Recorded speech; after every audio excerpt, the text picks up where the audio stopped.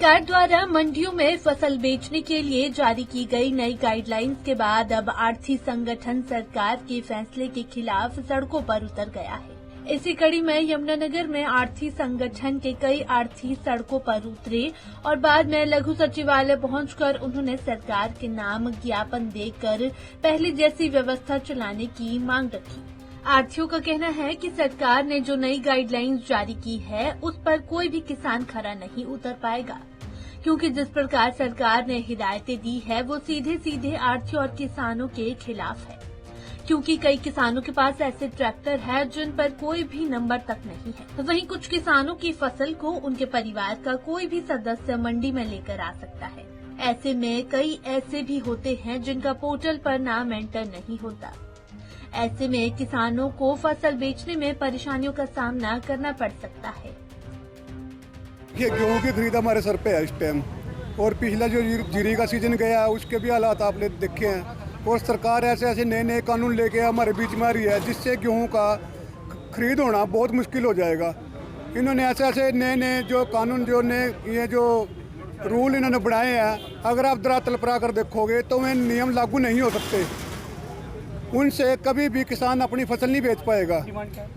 जैसे कि इस टाइम अगर किसी औरत के नाम पोर्टल है या किसी ऐसे किसान के नाम है जो ट्रैक्टर नहीं चला सकता, ये कहते हैं कि उसका होना अनिवार्य है। अब इन्होंने खुद पोर्टल किया है, या तो इनको अपने पोर्टल पे भरोसा नहीं है। पोर्टल पे भरोसा नहीं है, इस वजह से ये कहते हैं कि हम गेट पे बायोमेट्रिक मशीन लगाएंगे और किसान का वहाँ मौजूद होना जरूरी है, ट्रैक्टर पे नंबर होना जरूरी है। अब किसानों के पास पता नहीं कितने पुराने ट्रैक्टर हैं, किसी के पास नंबर है नहीं है।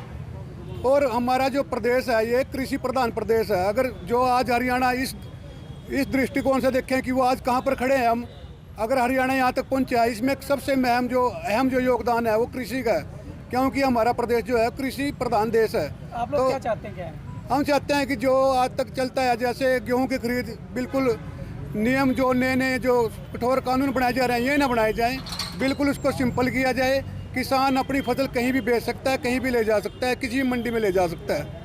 और भी सोचता है जो हर साल रिन्यू होता है उसको हर साल रिन्यू करने की कोई ये कहानी है नहीं। ये सिर्फ एक किस्म से पैसा हड़पने वाली एक योजना है, क्योंकि जो हमारे आढ़ती जो हमने दुकान मंडी में खरीद लिया उसका लाइसेंस बन गया है, वो पूरी तमाम उम्र के लिए होना चाहिए, ना कि एक साल के लिए। ऐसी बहुत मांगे हैं हमारी जो हम डीसी साहब के आगे रखना चाहते हैं। बहरहाल आढ़तियों का साफ तौर पर कहना है कि सरकार द्वारा जारी की गई इस नई गाइडलाइन के बाद किसान और आढ़ती दोनों को परेशानियों का सामना करना पड़ सकता है। पंजाब केसरी टीवी के लिए यमुनानगर से तिलक भारद्वाज की रिपोर्ट।